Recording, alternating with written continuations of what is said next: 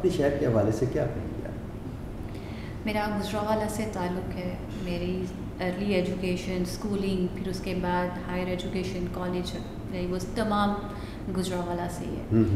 یہیں سے میں نے کمپٹیشن کی تیاری سٹارٹ کی اور یہیں سے میں نے CSS کا ایگزام پاس کیا.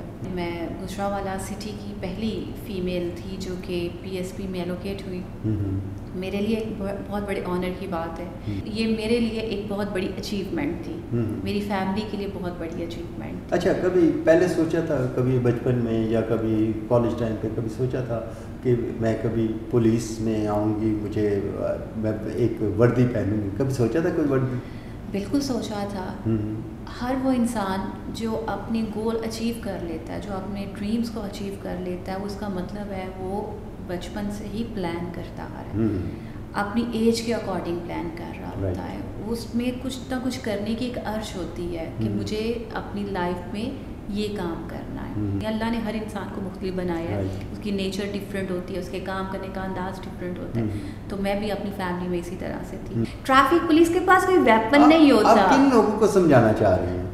میں اپنی نیشن کے اگینسٹ نہیں بولوں گی، کیونکہ میں نے یہ پہلے کہا میں بھی اسی سوسائٹی کا حصہ ہوں، آپ بھی اسی سوسائٹی کا حصہ ہیں. اگر میں سمجھ سکتی ہوں، آپ سمجھ سکتے ہیں، تو ہزاروں لوگ اور بھی ہوں گے.